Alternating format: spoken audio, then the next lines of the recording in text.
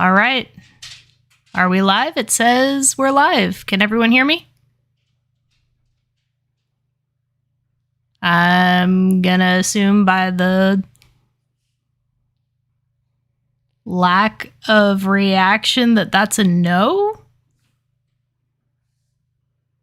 All right. Oh, here we go.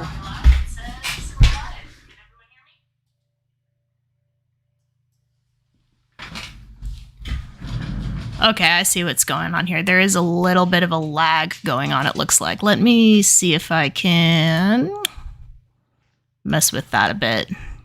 Hi, guys. Hey, squad, what's up? All right. Yeah, so welcome to my first ever live stream that I've done in my life by myself. Usually in the past, I've been a guest of a couple of people, including, of course, the Brothers Kryn who are on here. I don't see so far any other YouTubers, but I'm seeing the man, the myth, the legend, Joel Bion, Valdegast, hi guys, Istari, Shane Nolan, Mr. Nolan, always a pleasure. Anna, hi Anna. A man who's been here for a long time, but whose name I am not sure how to pronounce. Aurel Chobanu? Let me know if that was close or not. I mean, if it was way, way far off, you're not even going to know who I'm talking about. So, yeah, nice to see everybody. I'm excited. I'm nervous, but I'm also very excited because this is really a chance, I think, for us as a group to hang out in real time for, as I said, the first time ever. Celebrating some recent big events for the channel. We recently hit 10,000 subscribers. Which is not, my family was asking, oh, does that mean you get one of the shiny play buttons now with 10,000? I was like, no, guys, not quite there yet, but still major, in my eyes, a major milestone. Certainly not something I expected to hit, and certainly not something I expected to hit in 2 years, which is the other reason I'm here. Because on March, yes, it was March, not May, March 25th, of 2021 was when I uploaded my first video ever on this channel. So yeah, this is the beginning of our my third year as a Tolkien YouTuber, for whatever that means, however you want to interpret that. There are a lot of people. Okay. I was hoping for like maybe 5. I'm going to miss a lot of you, but I'm going to do my best. I'm seeing Jose Raul Capablanca, Squashed Eyeball, the Red Book, my man. So we have the Red Book among us. We have Aditi Verma. Super excited.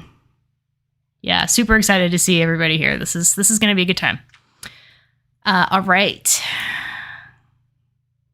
I'm guessing I'm getting a weird window that I don't know what to do. So here we go.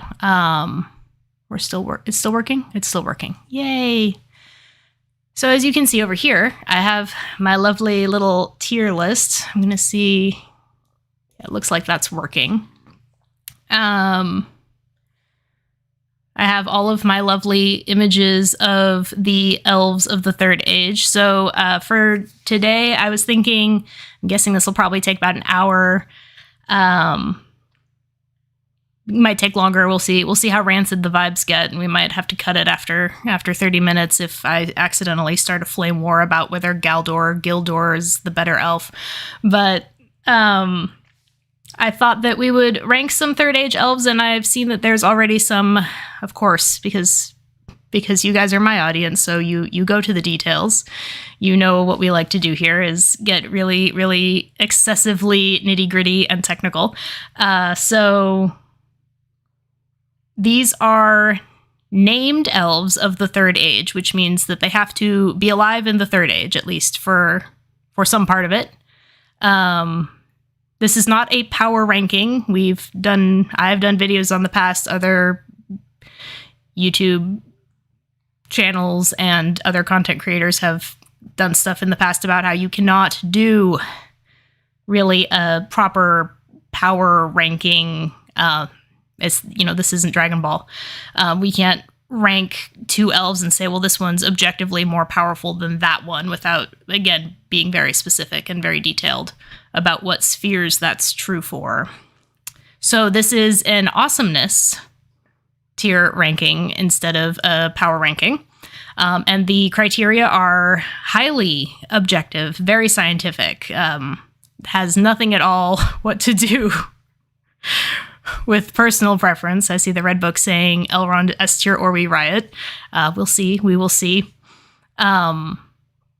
Let's see. Oh, the other thing is they have to be elves of Middle Earth. So I've seen some mentions of Finrod, who is one of the elves that we know for sure was reincarnated after the first stage. We don't know exactly when, but we assume it was, pretty quickly thereafter. It says that very quickly he was allowed to walk with his father. So, the other thing is you will notice there's 1, 2, 3, 4, 5 tiers and a lot more than 5 little elfies down here.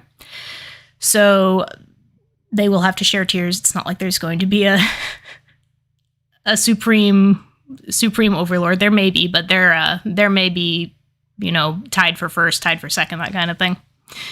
Am I forgetting anything before we start ranking? Let's see. I have my criteria.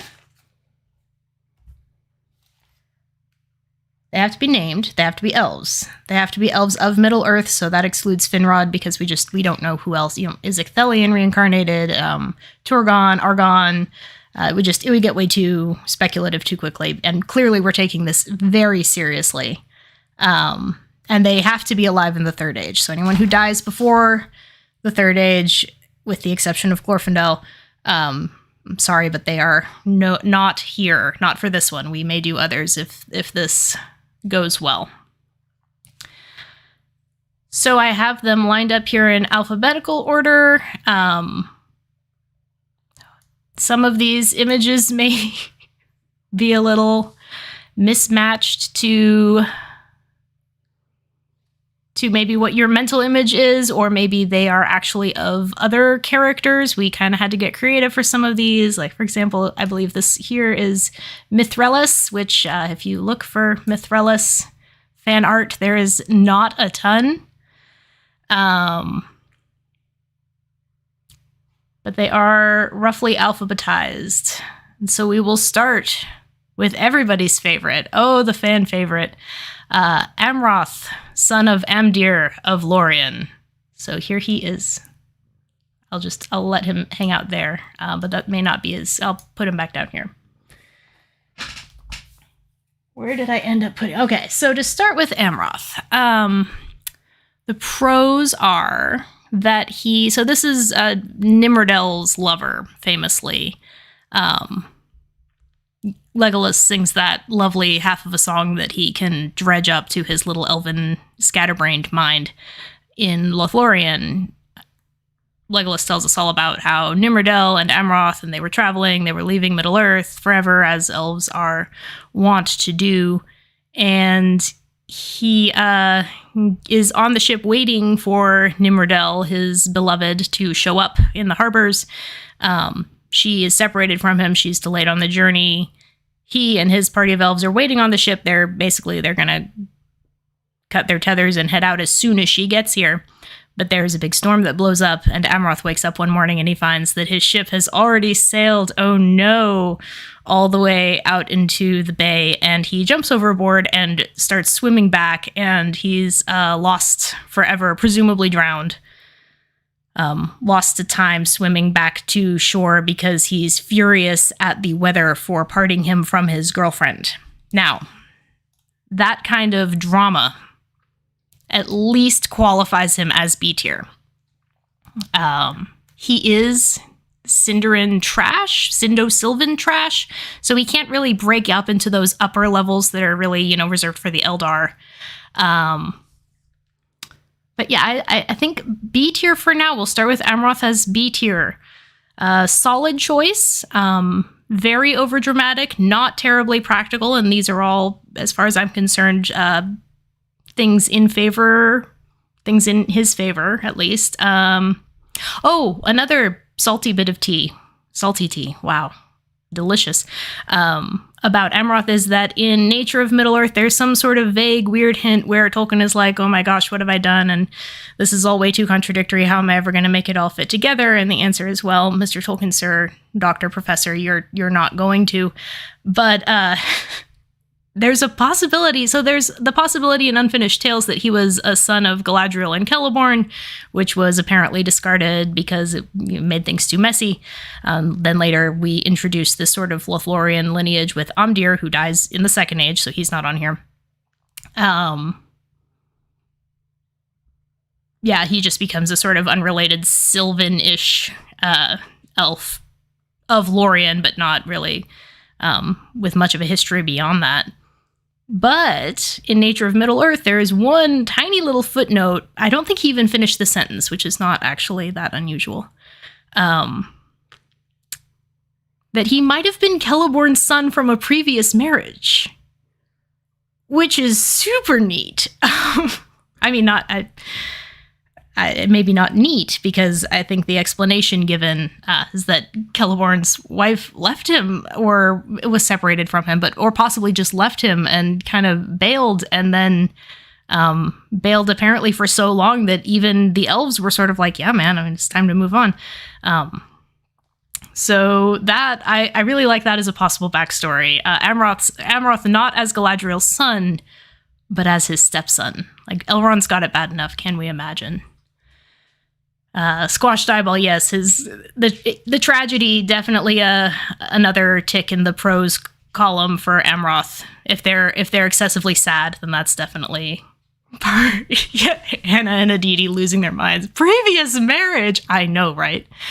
There's something else. Hold on, I saw something that I wanted to touch. Andreas Derelict? Not sure. Andreas asking what's his connection to the Dol Amroth region and the princes of Dol Amroth, Imrahil, and so forth. We'll be talking about them more later. The Dol Amroth is named after Amroth, but he's not the one who's supposedly the elven descendant. Yeah, I see some other people picking that up. That it's Mithrellis. There is a lady elf, a companion of Nimrodell's, who's supposedly the infusion of elven in the Dol Amroth line. Next. Okay, this is going to be a quick one. We have Arwen.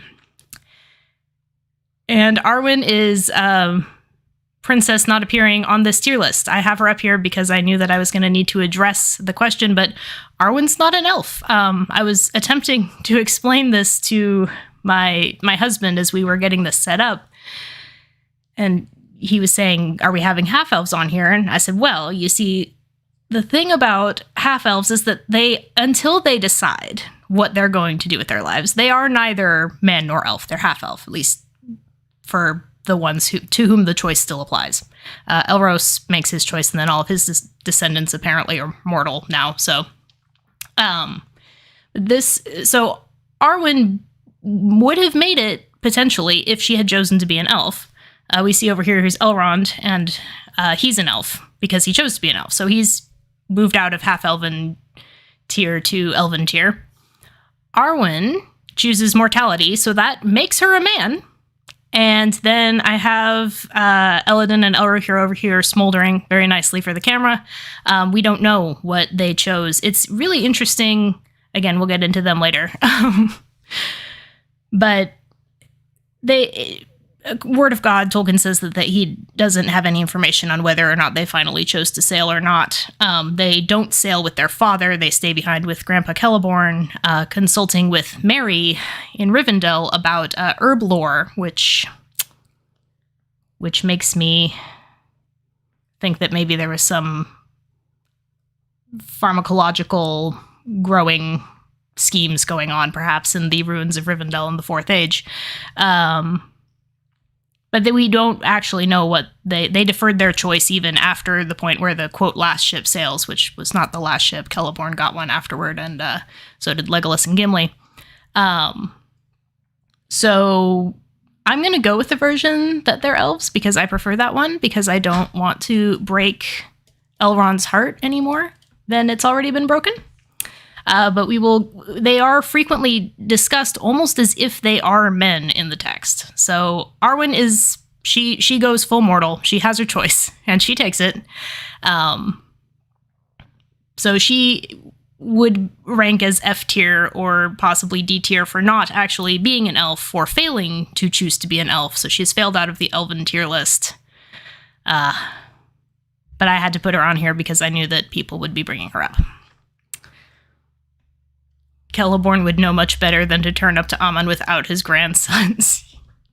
Yeah, if Elrond doesn't rebel against that, Galadriel definitely would. She's done it before.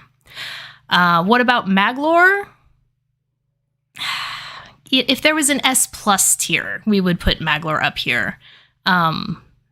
The text strongly suggests that Tolkien was moving in the direction of having Maglor die, cast himself into the sea, mirroring his brother's self-deletion.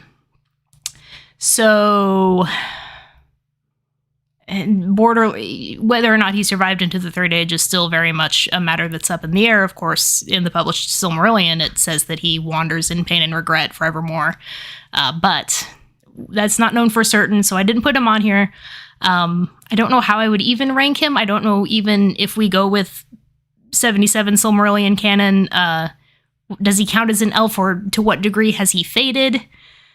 I adore him, but he's probably going to be a Finwë tier option later on. So that moves us on. Skipping over Arwen, we have... Who is this one? Sir, your elves all look alike. You might want to think about redescribing some of them. This one is Celeborn. Celeborn, my much maligned, much overlooked baby. I have him up here in A tier. Celeborn is such a classy dude. Let's see. What are ways in which Celeborn excels at being an elf, especially an elf of the Third Age? Well, he's married to a Noldoran princess, so that's, pretty dramatastic. Despite being Sindarin, has kicked his Sylvan kin out of Lorien and sort of usurped their realm, but he's technically a lord, so is he arguing that, I'm just here sort of ruling in the stead of the rightful kings, Amdir and Amroth, lost, alas, to us? Galadriel refers to Celeborn as being particularly wise, and I forget what else she says about him, but I mean, the main thrust of what she says about him is she loved him enough to not, be super interested in all of the Noldoran infighting anymore, and followed him across the mountains to found their own realm. And I think people overlook that. And people talk about how Galadriel is so she's so fabulous and everything. It's like, you can't say that she's a woman of great wisdom and power and then see that she highly respects this person and values him and wants to make her realm of Middle Earth with him. Not you can't just hear her say that and then discount that. You see what I'm saying?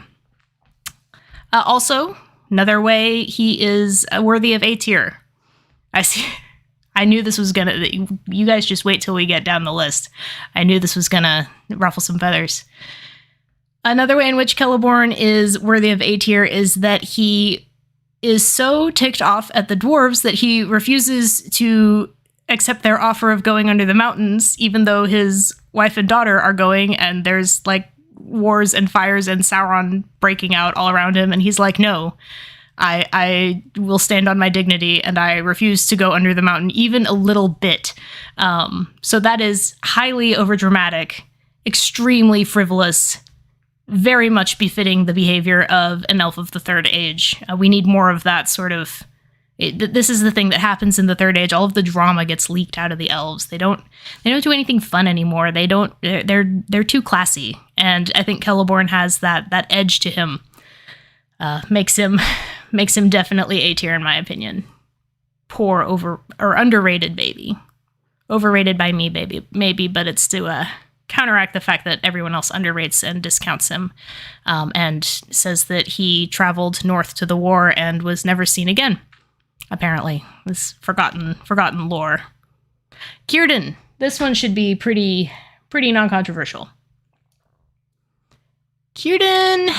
I'm going to put Círdan up here in A tier. I would have put B tier for being, prudent and wise, and not very impulsive. He's very patient, which, again, that's not...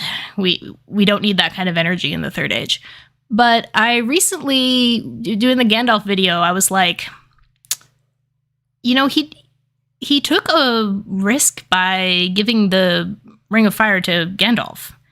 First of all, he totally snubbed Saruman by overlooking him, which is fabulous. And then he's been entrusted with the Ring of Fire, and he goes to Gandalf and he's like, I'm not doing anything with this. So, you take it, you go do something with it, stir stuff up. I don't know. It's the Ring of Fire. It wants to kindle. It wants to do stuff. But its potential is being wasted here. How dare you not make Círdan S tier? We've got another 20 or so elves to get up here. We have the Witch King of Angmar now in the chat. This is lovely. I think you'll be getting some shout outs later.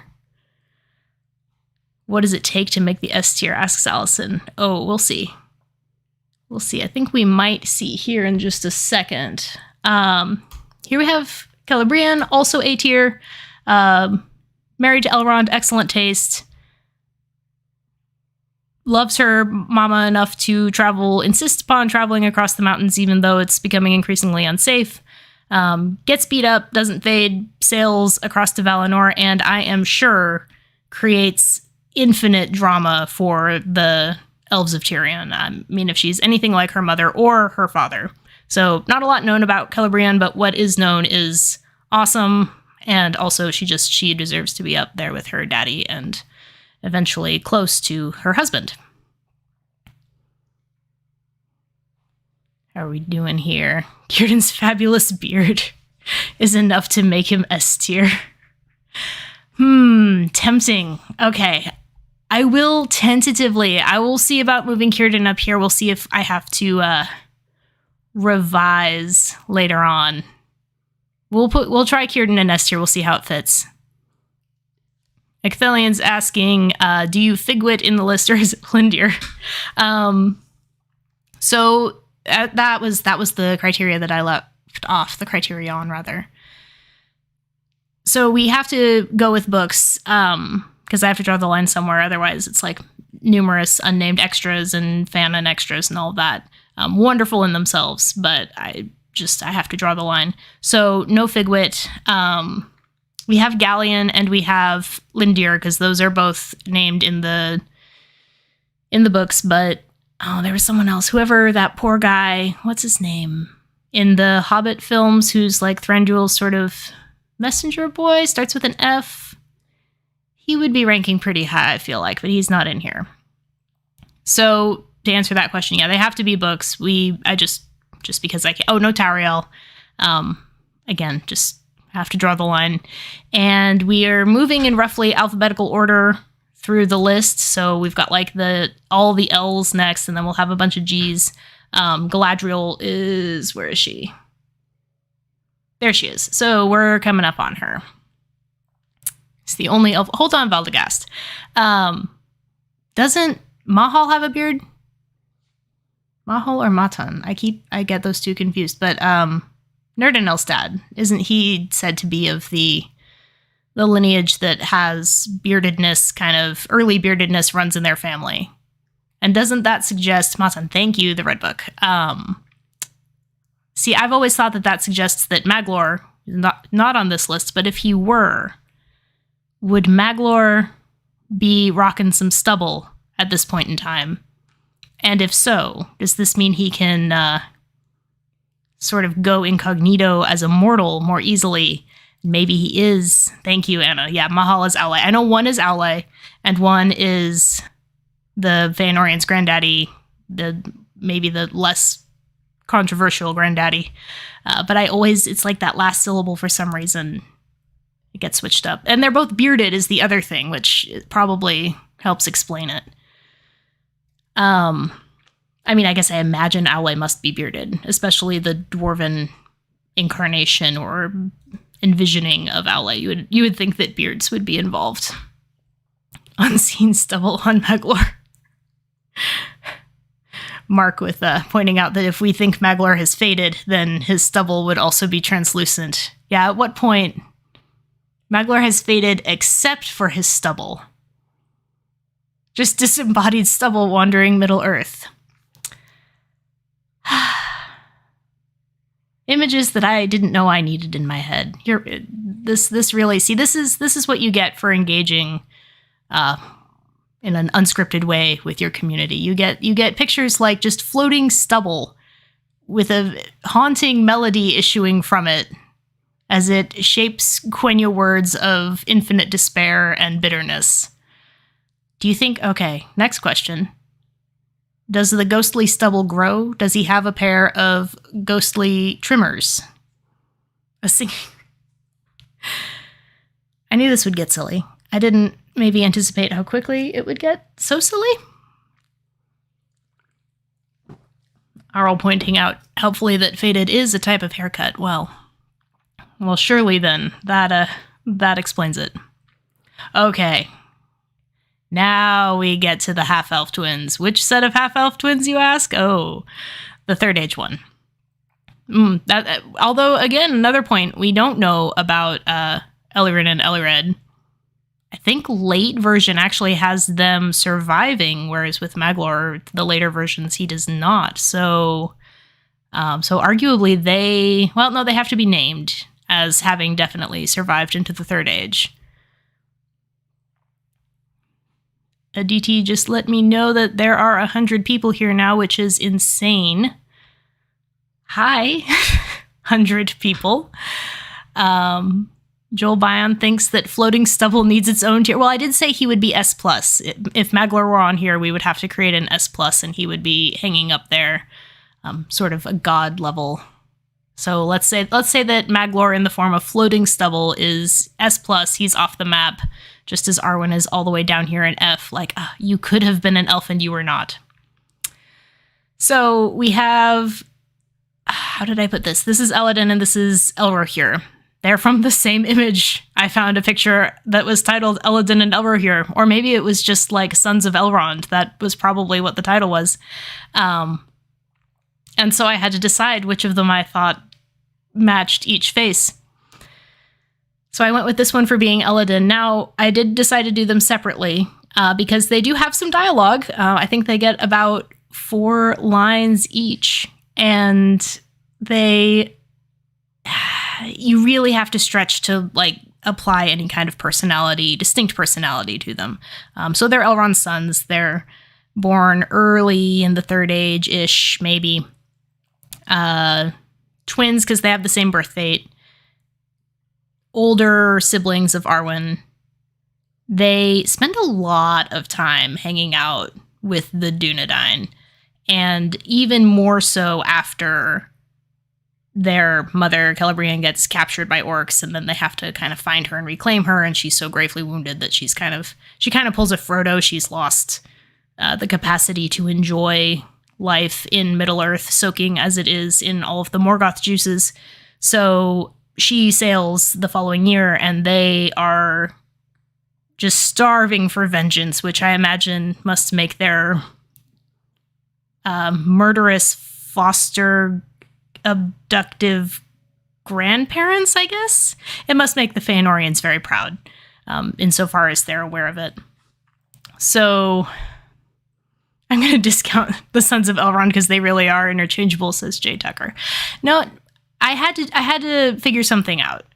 So it's reaching. It's definitely reaching. But Eladin, when he shows up to help Aragorn out, help him cross under Dunharrow and get the armies of the Oathbreakers, or I guess the souls, the Feyar, the shades of the armies of the Oathbreakers to come and rescue Gondor. Elladan is the one who's always holding the torch, and he doesn't,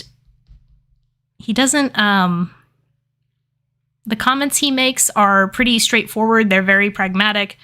And he's the one who rides in the back. So he's the one all the way behind, they're riding out, the Grey Company's riding out at the head of this sorcerous, dark, necromantic army.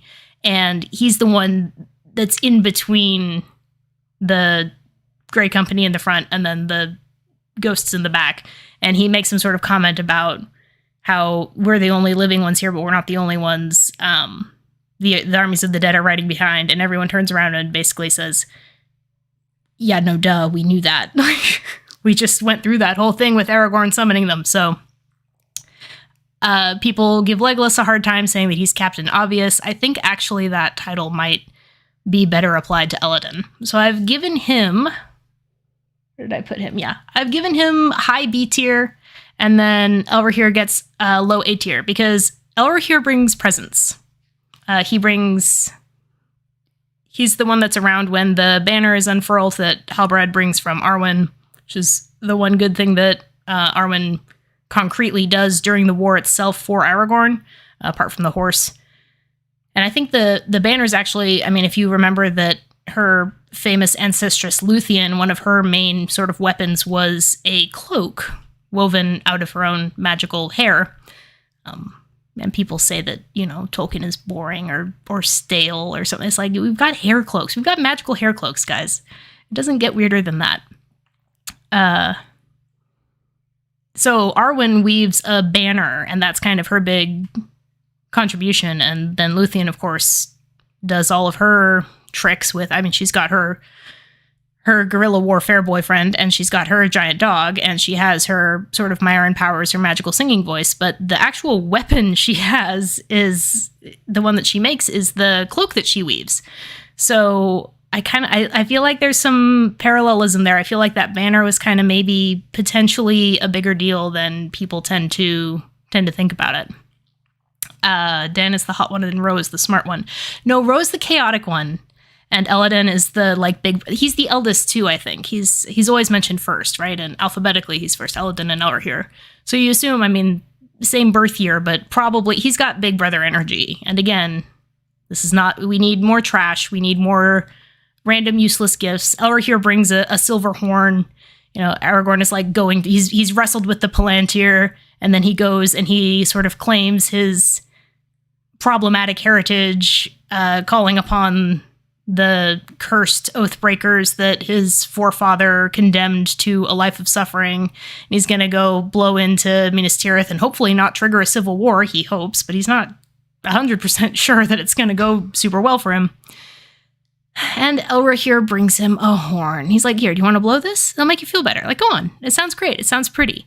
It's like, this is exactly what you would expect from an elf. So this is, again, I think, he's hitting that slightly chaotic, slightly fey, obsessed with shiny things. That's the kind of elf energy that we need to be encouraging. Oh, here we go. Here's Elrond. Elrond is S tier. I just did a whole video on how wonderful he is. Now he's fairly responsible, and he's kind of a low drama llama. So you would expect maybe that he would, have to be hanging out here, B or A with his sons, being all respectable and everything. But the reason that Elrond is a no drama llama is because he's entered that sort of transcendent space where he's already seen so much drama that nothing even hits him anymore. It's all just rolling off his back. We can't not make Elrond S tier. I adore him. He's been through so much, and he puts up with it all with so much grace and so much humor. That's the other thing that I don't think gets conveyed very well a lot of times is, we're talking about obviously enough angst to fill several dump trucks, and wisdom and prudence and goodness and hospitality and healing power and everything.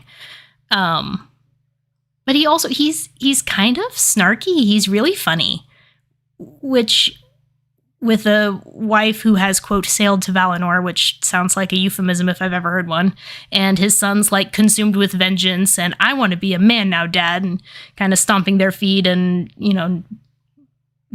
probably giving him a heart attack every other Thursday, and then Arwen deciding to, pull an Elros and leave him forever, break his heart into 1,000 little pieces, and then his other son, whom he persists in calling his son, even after he kind of gets thrown into Arwen's arms by meddling Grandma Galadriel. Aragorn's going through a lot too, and their relationship is not great, but you get the sense that Elrond's not really happy about that. He wants Aragorn to be doing well because he cares about him too. He just wishes that it, wasn't at the cost of, like, everything he holds dear.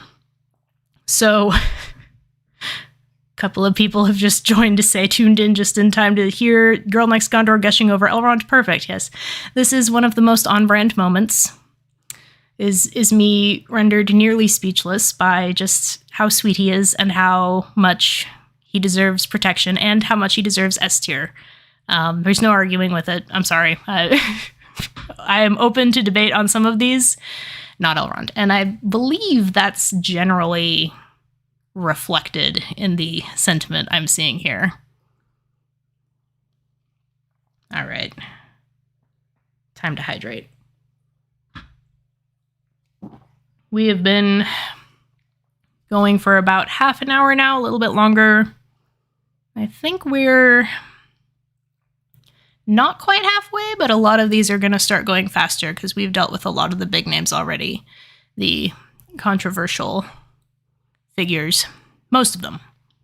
We'll see. How gently he tried to tell Aragorn how devastating it would be for him if he married Arwen. Yes, squashed eyeball. Yes, he basically like, I love you, but you realize what you're doing me, right?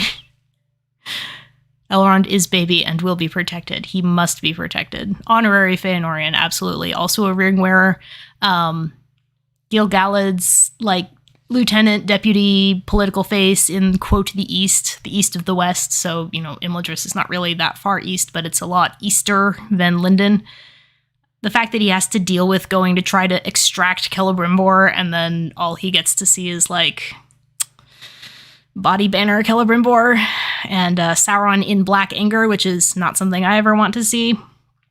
Yeah, boy's been through a lot. He has absorbed enough drama that even though he doesn't cause any of it himself, he's honorarily up there.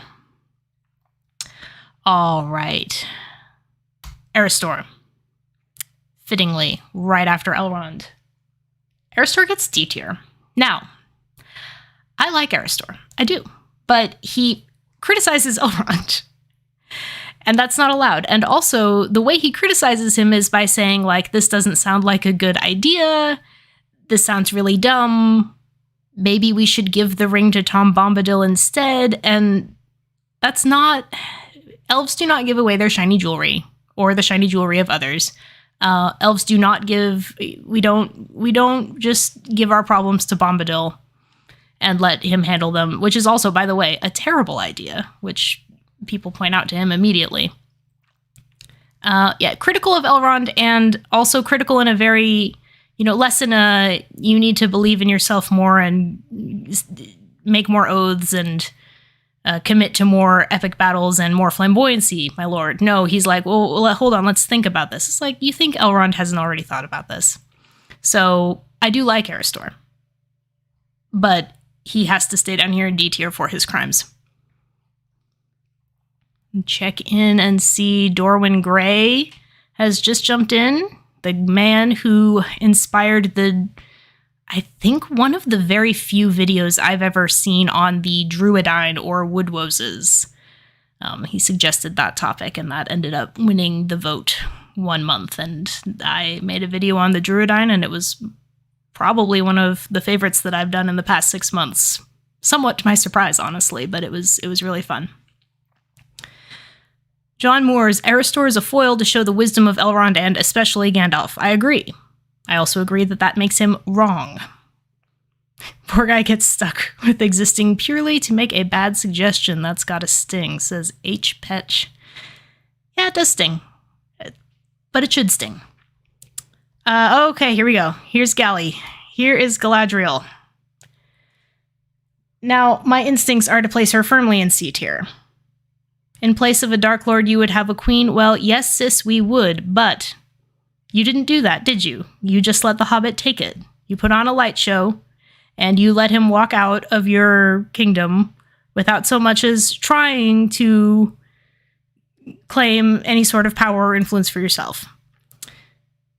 She has dishonored her Noldoran ancestors. She is way too chill. Also, she has just quietly taken over Lothlorien. All that big talk about her being, wanting to be a queen and rule her own lands and sort of make her own mark and everything. And what does she end up doing? She becomes a lady. She never goes full queen. And doesn't even go full dark queen when the opportunity falls into her lap. She does have a shiny mirror. It is very shiny. And she does give Boromir a nice belt. Anna points out, though, that she's basically a Cinda at this point, which, Cinderin trash. We can't have that. Isn't she like 7 feet tall? Points out Valdegast. She is, and she has a deep singing voice, which is kind of hilarious. We'll stick her in B for now. We'll stick her in B. Clearly not as cool as her husband. I'm sorry. Much higher potential than she actually ends up showing, at least in the Third Age. Oh, and she tears down Dol Guldur. Like, come on, we have to let Sauron have one thing. Let him have this one thing. Another thing about Galadriel. Another toxic Galadriel trait.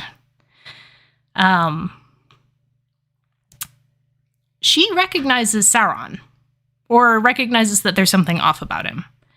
So Sauron shows up. I'm sorry, Anatar shows up, and Elrond and Gil-galad take one look at him, one look at each other, and say nope. He says, but please, and they say, now we don't know what your game is, but don't even let him in. Do not take his coat. Turn him away at the gates. He turns his attention east and ends up sort of in the Lorien-Eregion triad. And Galadriel also knows that there's something amiss about him, something off. And I think there's even a reference to her suggesting maybe to Celebrimbor that he not, mess around too much with that. But she just kind of lets him, do his thing. Like at what point, how obvious would it have been that Anatar has suborned the Gwaith Myrdain? I mean, I think at one point they are considering mounting a coup. So how long has she just sort of let this go on without interfering with it? I know the elves are non-interventionist, but at some point you have to intervene? I don't know. We'll keep her B tier for now. Mark making the point that the Anatar stuff is Second Age. Does that even count? They have to be ranked on their deeds overall. I would say that if they flat out die, then you can kind of break and start over. But a lot of these guys, I mean, if we don't talk about what happens in the Second and First Age, we're not really talking about much at all at that point. Galadriel is pretty mid, says Elu Thickle. Who would know, one would think. If you pass the ring tests, it should be instant S tier, says Matt McCartney. She had a power dispute with Celebrimbor. I mean, why is this her fault after all that? Oh, maybe. Cannot argue with such scientific rigor. Sraknithrice points out she is the mightiest elf in the Third Age. Yes, but this is not a power ranking. This is a are they worthy ranking. I'm keeping her B. I'm sorry, I can't do... Oh, here, Andrea's pointing out if we don't put her S tier, Gimli's axe will meet our teeth. I'd be down for that. If Gimli wants to show up, I think I could soften him up. I'd be down to meet him. I'd at least be open to the discussion. Gimli would probably defend her pretty well. Gimli would... I don't want to make Gimli sad. All right. You bunch of babies. You can't dock her points for ignoring Sauron's machinations without doing the same for Elrond. It's not like he was too far away either. But she was right next door, and for how long? I guess we don't know how long, according to some versions of the story. I've seen it was about 10 minutes that Anatar was in Eregion, but I think most have it as at least a little bit longer than that. I asked for B tier. She gave me S. Galadriel kicked Saruman's butt in every situation, says a person whose name looks way more interesting than what I am willing to attempt. OEC. I'll just give you your initials there. Excellent point, though. Kicked Saruman's butt. All right. I'm feeling more comfortable with this. Gimli, meet me outside. How about that? Exactly. Gimli and Éomer canonically having we're going to beat each other up over the married elven girlfriends of important people that we know.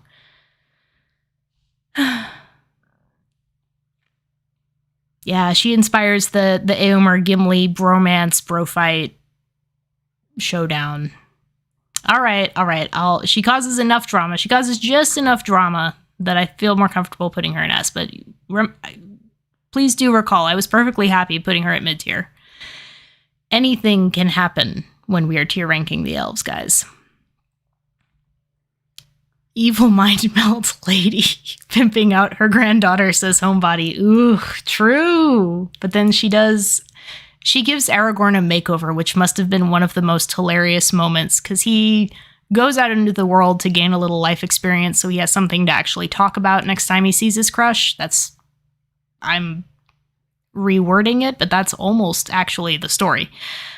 40 years of hard travel.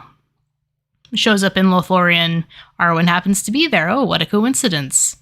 And Galadriel has to, comb him up and put decent clothes on him, and then shoves her into Arwen's general vicinity, and she turns around and goes, oh, he cleaned up nicely. He looked like an elven lord. Exactly. Yeah, beardless, unlike Maglor.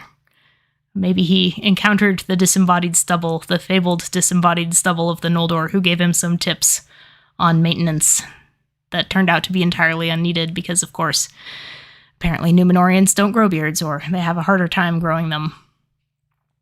Taller than Frodo standing on Sam's shoulders. Yeah, I feel like that can't be too difficult to do, though, because Aragorn is, even Aragorn's probably pushing 7 feet. 6.5.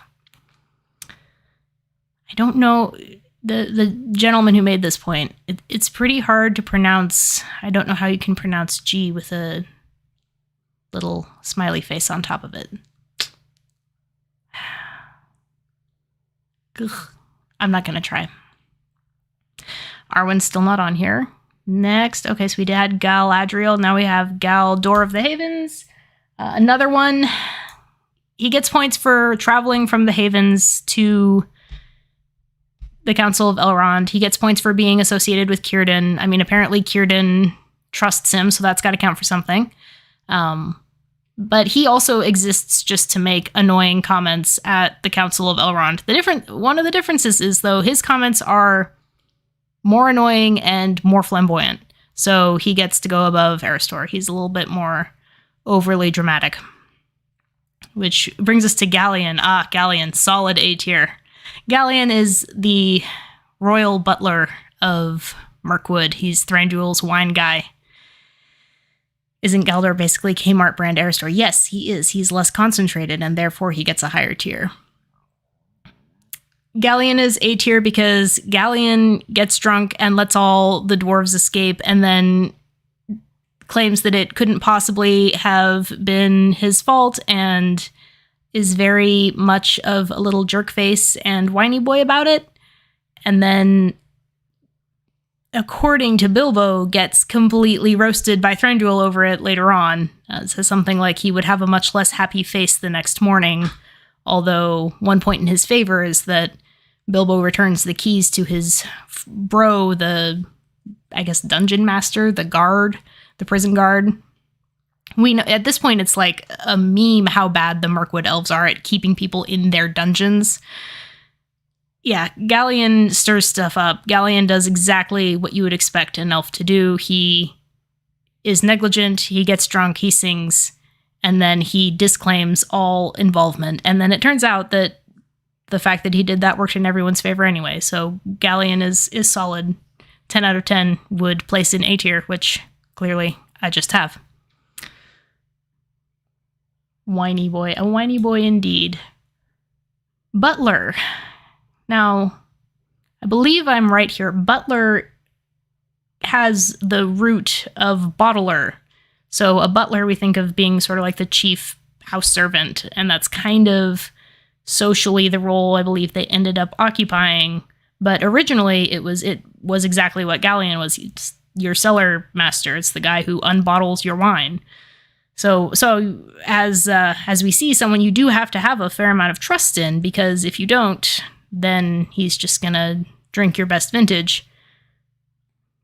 Galdor is a dungeon. No, not. We actually don't know the name of the guy who is the guard of the dungeons. We just know that he's Galleon's friend. At least that's all that I could find about it. Anna arguing that Gimli should be on here as an honorary elf. He sails to Valinor. There's other ways in which he's an honorary elf too. He breaks into song when he sees the ruins of his ancient homeland. That's pretty elfy. He gets obsessed with Galadriel's hair. That's also pretty elfy. But kind of the point of Gimli is that he's not an elf. That's why he likes them so much. I mean, elves like themselves, but that's an elven trait. But for non-elves to like elves that's a different story. Jose backing me up here with the etymology. Awesome. Elf with drinking problems equals relatable equals A tier. Amen. Yeah, Galleon, I knew he was going to rank highly. My only decision was A or S, but I think A. We're not quite up to Elrond levels, but nearly there. Definitely equal to Celeborn. Who's next? Okay, we've had Galdor, we've had Galleon, now we have Gildor. Gildor and Glorian. Solid S tier. Wandering around, singing, shows up out of nowhere, makes jokes about the height of other people, realizes that Nazgul are involved, immediately does a 180 and becomes very ominous and mysterious and sinister, but refuses to be of any actual material help, refuses to give any advice even, because he's afraid that if he gives advice, it'll turn out to somehow go wrong, which probably is true. Also has a confusing, upsetting last name, which could easily throw all of canon into a kerfuffle, which you will notice is a common trait to a lot of these more highly ranked elves. Elrond is one where the same principle holds true. It's like, hold on, Elrond half-elven. How many sons of Eärendil even are there? And then we had to go back and retcon that in. So Elrond, Gildor, and Glorian, both very different, but both in their own way, absolute exemplars of what an elf of the Third Age ought to be. One very helpful, one very unhelpful, but both very solid and both very disruptive to the canon in their references to ages gone by. Inglorian, I guess I'll move into that. So yeah, Hannah like Inglorian. Yeah, so we give Gil-galad Iranian a hard time for not knowing exactly who his father is and how often that tends to change. Gildor famously introduces himself to Frodo as Gildor Inglorian of the House of Finrod, and Inglor, depending on your canon, on what year we're in, if it's 1917 or 1925 or something, whichever one you spin the wheel and land on, it's either a name of Finarfin or a name of Finrod himself. So to introduce yourself as Gildor, son of Inglor of the House of Finrod, but then, of course, Finrod supposedly never married and never had descendants because he was in love with someone who didn't come west with him, or didn't come east with him, who remained in the west. And because he has that famous exchange with Galadriel about nothing shall endure of my realm for a son to inherit. I mean, I don't know that he was necessarily anticipating the whole continent sinking, but it's Finrod, so it might have been. People don't know. People don't know exactly what to do with Finrod. Based on what he says, it seems like he might have been a descendant of Finrod's, but then, of course, that really doesn't work with what later comes out about Finrod.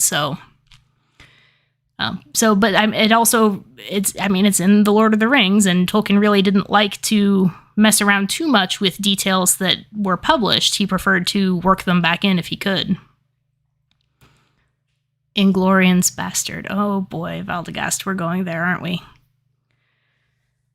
Gildor, Finrod's son of the House of Finrod. No relation. Yeah, that's basically what he says. And again, proper elf fashion, refuses to elaborate and continues to wander away singing, leaving snacks behind. So, very, very good boy. Very good Gildor. Glorfy. Glorfindel. S tier. No debate. Do I need to give reasons? Even if we're discounting his deeds as Glorfindel the Balrog Slayer, and we start from around mid-second age, he's apparently so lovely that the Valar choose to send him back east to Middle-earth, breaking pretty much everything they've ever said, including to Galadriel, about whether or not they can let elves return. So he's like a super exception. And then he's sent out against all 9 Nazgul, which he himself points out there's not a lot even of Elrond's people who could be trusted to do that. And then he is so happy to see Aragorn. He runs up to him. He's like, I have been looking for you forever. And we were so worried. And then he's a total bro to Frodo and the hobbits. I mean, they meet a lot of elves who are not total bros right at first. Again, Gildor's nice and all, but he's not really much use, and he kind of gets prickly when they suggest that he could maybe, help them out a little bit more concretely. Glorfindel's got first aid kit. He shortens the stirrups of his horse so that Frodo can ride more comfortably. He's left behind when Frodo crosses the river.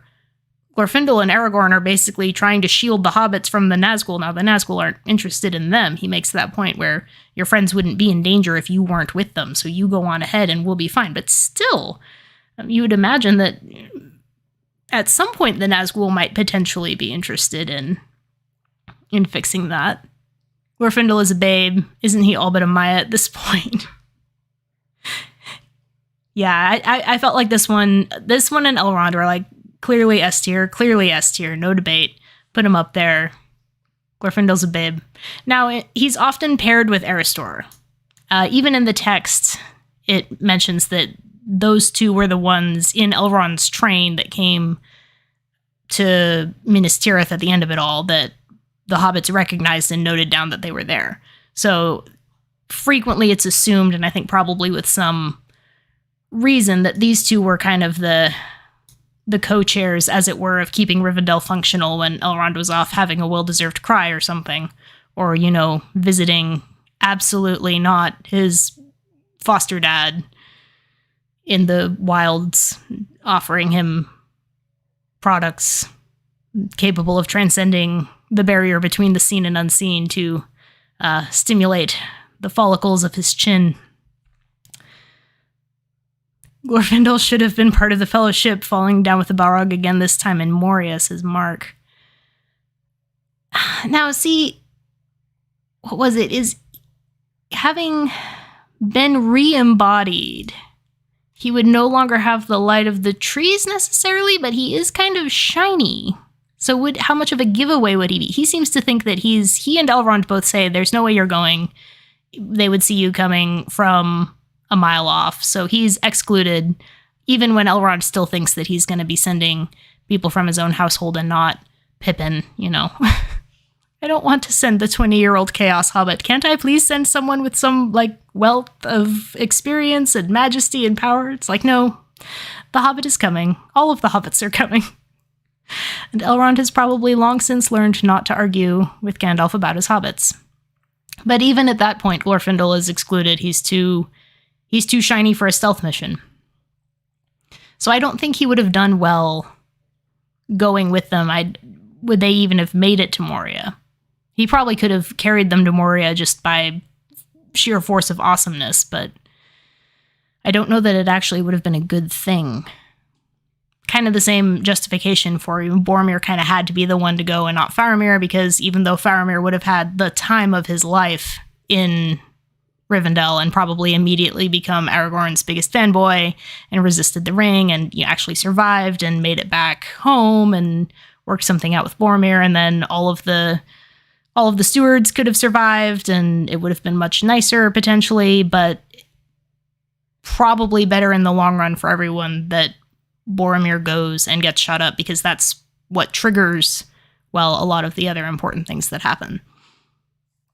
Both the hobbits that go east and then the hobbits who end up getting dragged west, and then Aragorn and Gimli and Legolas ending up where they need to be. Same kind of principle. Glorfindel is just an errand boy sent out to pick up a bill. Aditi saying that the fanon idea that Erestor was somehow Feanorian associated is an excellent take, and I tend to agree, and I especially love the idea that Glorfindel of Gondolin, famously a very anti-Feanorian holdout with that lovely blonde hair, which means that he's got to have some Venyaran heritage.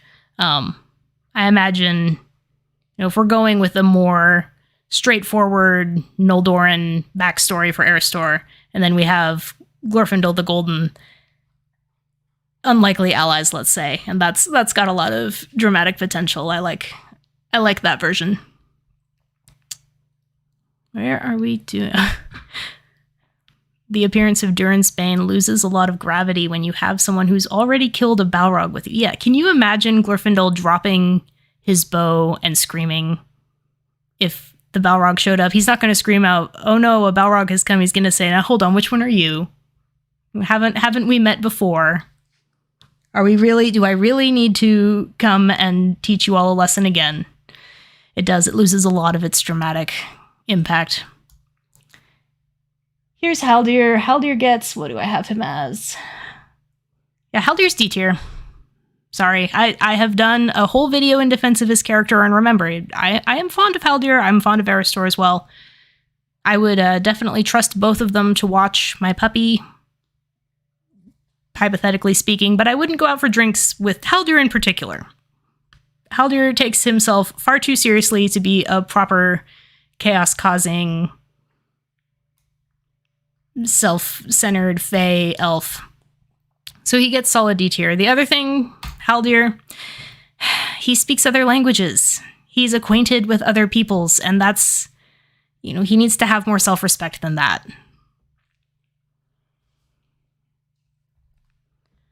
All right, let's find out who we have next. Okay, HIJ, I haven't left out any eyes. I don't think there are no elves with eyes. Legolas is D tier. I'm sorry. Again, I love him. I love him to death. He is a wonderful, sweet boy. He's an absolute dumpster fire. He actually voluntarily goes underground, not once but twice. It's not acceptable. His father is very disappointed in him. Here, we'll do Thranduil. Thrandy is a solid B. Thranduil knows how to elf. He gets demerits for, just kind of holing up in Mirkwood and not leaving to cause more havoc. And then again, obviously, we can't have non-Noldor creeping too far up the tier list here. They would start to get ideas. We can't have them getting ahead of themselves, but he's got a decent amount of dramatic flair. Obviously, Lee Pace is terribly influential in how he comes across. Oh, the other thing that both Legolas and Thranduil have in common, keeping them down here, is that they get verbally outwitted by dwarves. Legolas regularly. Also outdone in an orc killing competition. So that, I mean, really, we can't allow that. Thranduil, we don't know how he would stack up against, for instance, Gimli, if it came down to a sort of blow-by-blow orc-off. But Thorin very easily manages to rile him up and make impulsive decisions. And a proper elf should not. An elf should make impulsive decisions, certainly, but shouldn't let the dwarf be the one determining what those decisions are. Give Thranduil a few shiny jewels and he'll get over B tier. If we give Thranduil too many shiny jewels, he turns full Thingol. And I don't know where Thingol would be. Legolas gets his eyes blindfolded. He doesn't even get to see the woods of Lothlorien. He has to put up with, he lets a human tell him, he lets multiple humans tell him what to do. It's not proper elf behavior. Lindir, we have Lindir. Okay, assuming that Lindir is not Maglor, which I don't love. The Lindir is Maglor headcanon. I mean, it's hilarious, but I don't love it because there's really not much to say about Lindir.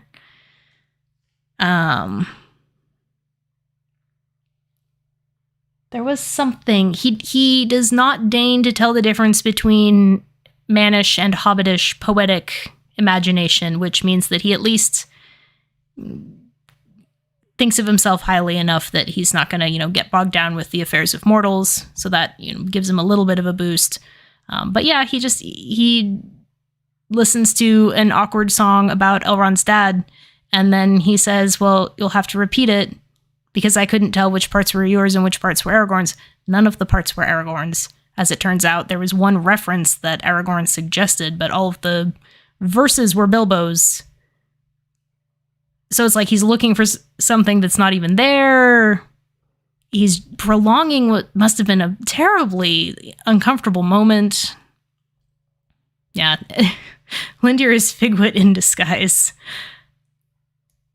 I would go with it, except the whole point of Figwit is that he's sort of in the films. So for context, Figwit is a completely fan-invented character who later kind of gets retconned into some of the later films as well.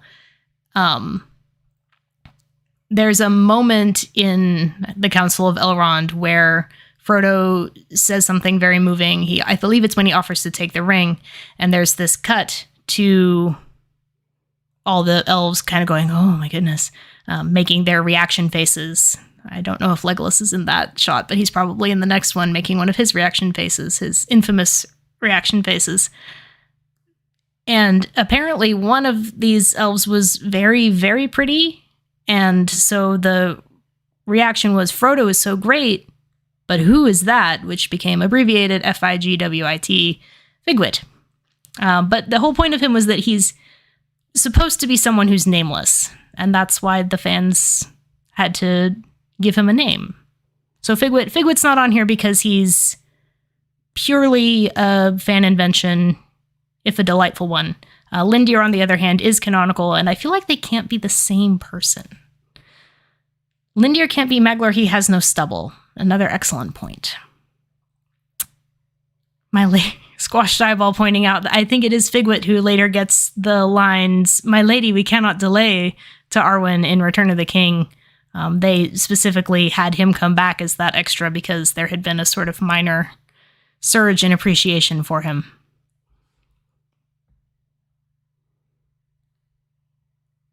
Okay, this one is Mithrellis, who gets, she does pretty decently, I think. Where did I have her?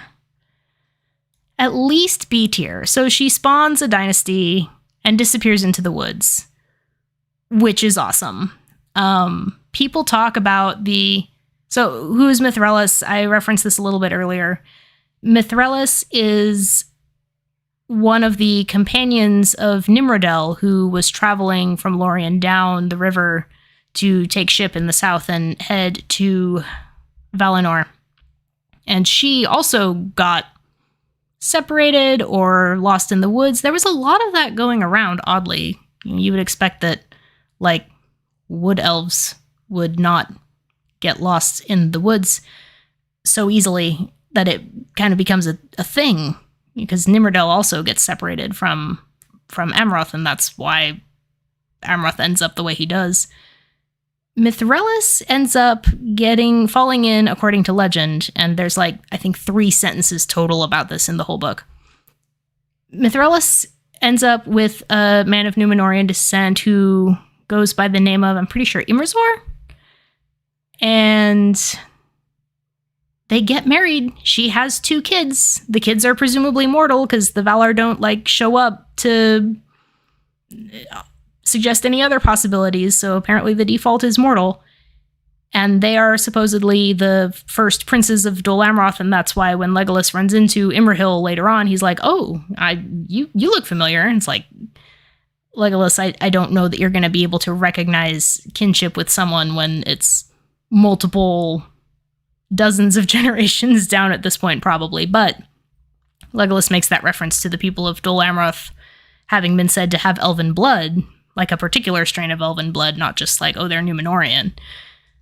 And Mithrellis is the reason for that. So we don't know hardly anything about her, but she's quite lovely, I suppose. The 5th and almost entirely unknown mortal elven love story that results in descendants and an actual through line of people who inherit elfiness from her. But she gets married and has these kids, and then she leaves, I'm guessing after her husband dies, just kind of goes away. She doesn't stay around to watch her little mortal spawns grow up and grow old and have mortal spawns of their own. So there's an enigma there, and it's intriguing. It's nice. It's certainly at least Elladan worthy. Probably outranking Thranduil by a little bit, but again, just because we don't know enough. I saw someone else say, where was Gildor? Yeah, you missed Gildor. Gildor's S tier. Gildor's hilarious and useless and of unknown, confusing, possibly world-breaking ancestry, and all of those things land him solidly in S tier. Now, speaking of Mithrellis, we have Nimrodel herself. I'm gonna have to go with D. Not as cool as Mithrellis. Pressures her boyfriend into abandoning his kingdom because she feels icky about it. I mean, there's orcs and balrogs around, of course, but when are there not? The balrog has woken up, but he was always there. She gets upset. She kind of pulls a reverse ale on him, in my opinion. So, she's very resentful of the incursions of the Noldor, which, fair, honestly, but Amroth's not even Noldor. He's sort of Sindo-Sylvan. She's kind of anti going west. She wants to stay in the woods, and that makes sense. But then all of a sudden she decides that she doesn't want to stay in the woods because now the woods are spooky and scary. So she finally agrees to go with Amroth and go to Valinor. And then she gets lost or separated from him somehow. I don't know that it's ever made clear.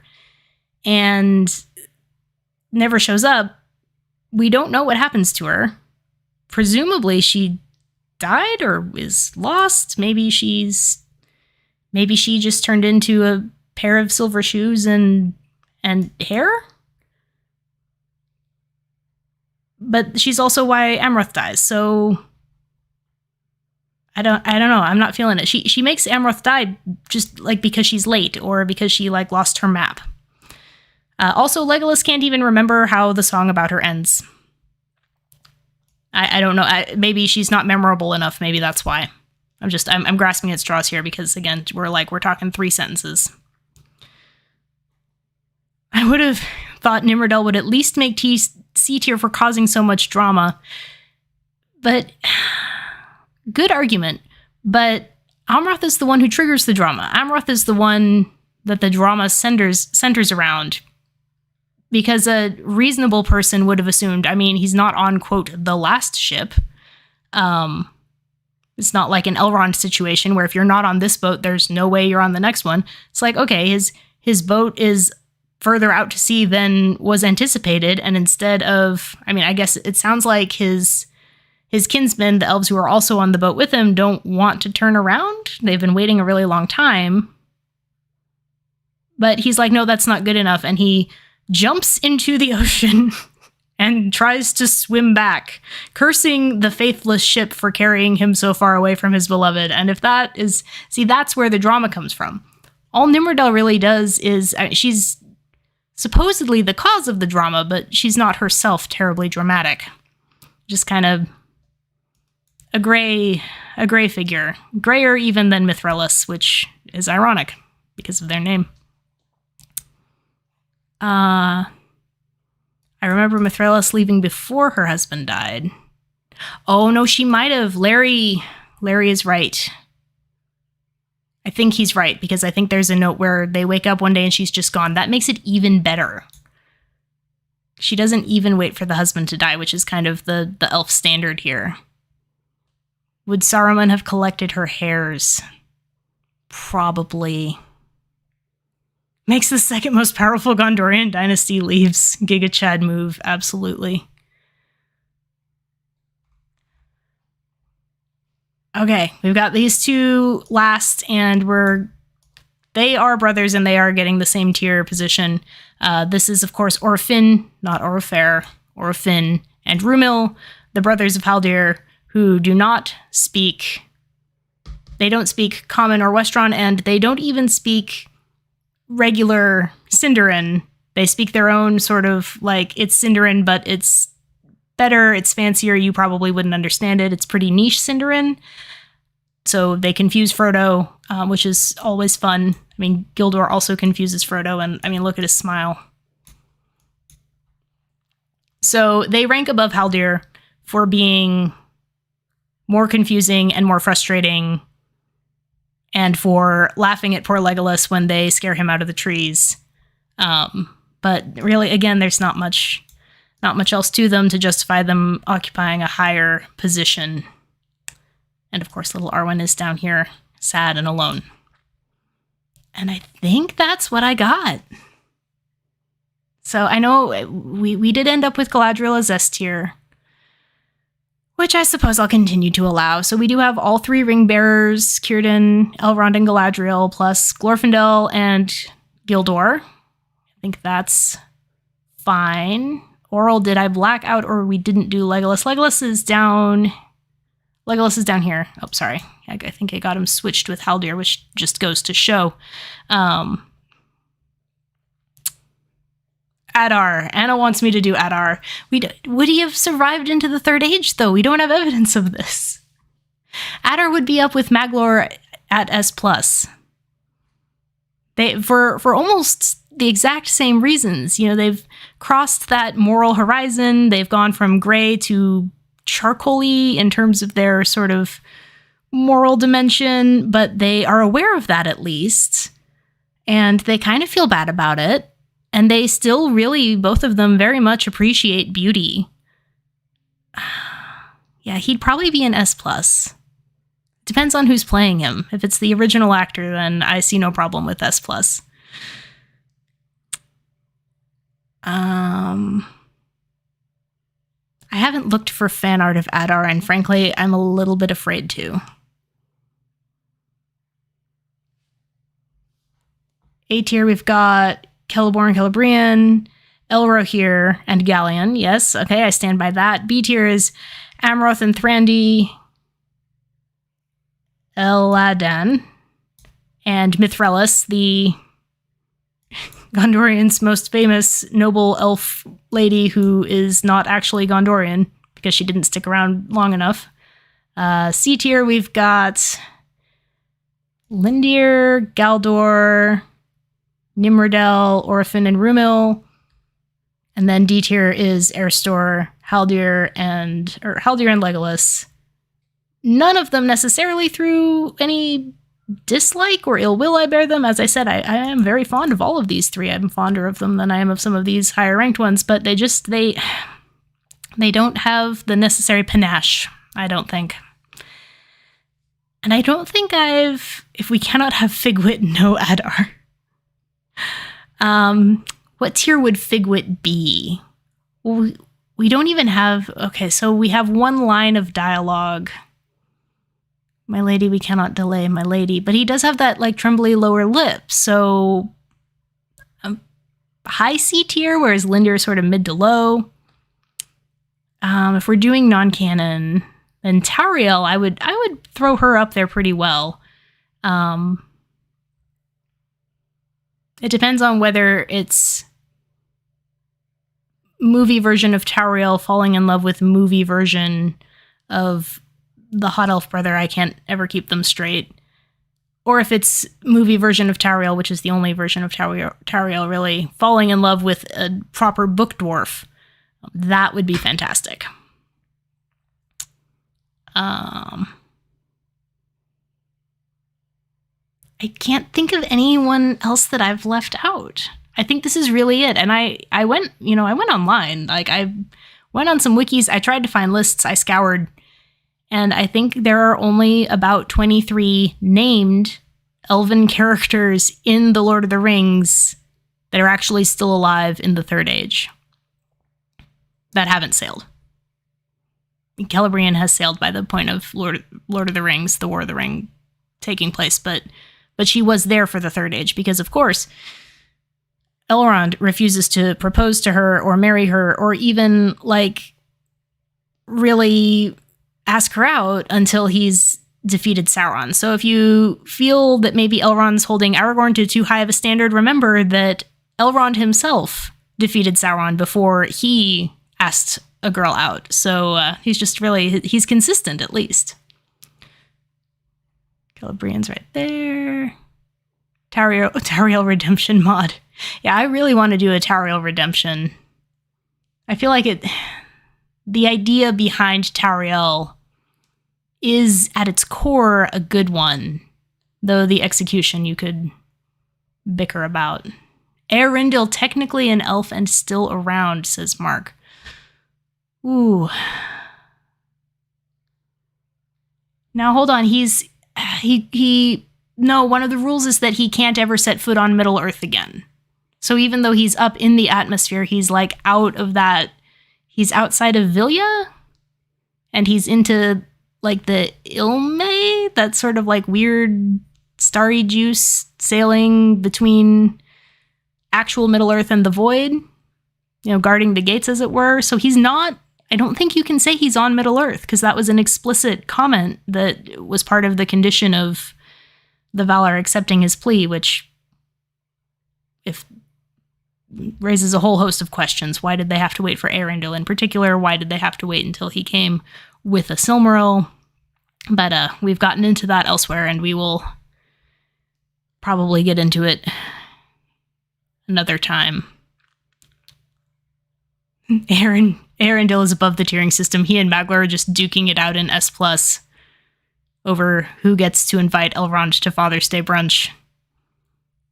Kemen versus Ilman, that's probably it. I knew there were a few different iterations of the globe of the earth and all of the different onion layers. Middle-earth is like an onion. Just need to point out we don't all go weak at the knees when we see a pretty elf face, says Jose. But don't we, though? I mean, again, according to the lore, Martin S. with, I think that's a donation. Dude, thank you. That's awesome. I think that's the first one. You have a position in channel history. Congratulations. Your plaque will be in the mail. I hope it doesn't get lost. There is no plaque. That was a joke. Will you do a tier list for elves in earlier ages and or in Valinor, Ingwe, Finwë, Elwë, Fëanor, Fingolfin, etc.? Absolutely, I will. One of the reasons I started here was because I didn't know how things were going to go. I didn't know technologically, if it was going to work out super well. So I figured I'd start with something which would be fun and important. And I mean, obviously Elrond would be involved, but I would save like the more elaborate ranking systems where the debates are probably going to get even more nitty gritty for after we'd had some experience and worked out some of the kinks. I didn't notice any kinks Homebody pointing out whatever one's proclivities, elves are an eye fest, which, yes, that was the point that I wanted to make. Yeah, they're, regardless of whether you find them, I guess, I feel like you can't really be attracted to them. They're just so beautiful that they overpower your senses, and then you're left sort of confused and walking into door jams and that kind of thing. And that's before they break out the Mirror, and then after that, or start singing, heaven forbid, and then it's all over. Aditi, this is the most fun I've had in years. I will have to be sure to do this more often then. Valdegast, altering the tone of the conversation as per usual. We had Maglar if he's around. He's in this unseen. I think we're good. I think we've done it. I didn't know that we were going to make it through all of them, but here we are. They're all neatly lined up. I will save this and make the graphic available to those who for some reason might want it. Joel Bion with another donation. Thank you, man. Let people know the donation is possible at the start of the next live stream. Probably a good idea. Yeah, definitely a good idea. And then do these on Saturdays. Good idea. Oh, no. Oh, I've kept some of you up. Dang it. Feanorian bias goes burr all day long. It does. It's my Feanorian bias printer is on my desk, humming away 24/7. Yeah, I'm gonna call it there. It's been an hour and a half, so yeah, we've gone about 50 to 60% longer than I anticipated and scheduled for. So again, perfectly on brand. I'm gonna say, Oral with, super chat, which is different from a donation. Thank you, Oral. He's been here from very early on, from the first couple of months in videos. So it is cool to be able to see some of you guys and interact in more real time instead of having like a comment war or a thread that extends into multiple layers of comment and reply to that. But it takes like 4 months for us all to get our thoughts out.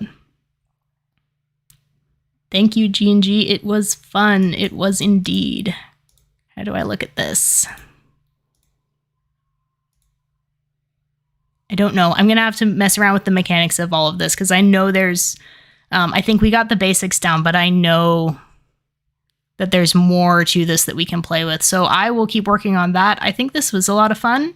I'm really excited to do more ranks at the next opportunity. More rankings and probably more streams with on other topics.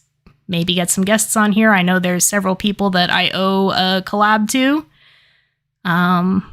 I'll go ahead and see if we can end this now. Everyone have a great rest of your day, whatever day it is for you guys, wherever you are. And yeah, take care, and I'll see you next time. This should be available on the channel. And watch this space for more. Thank you, guys.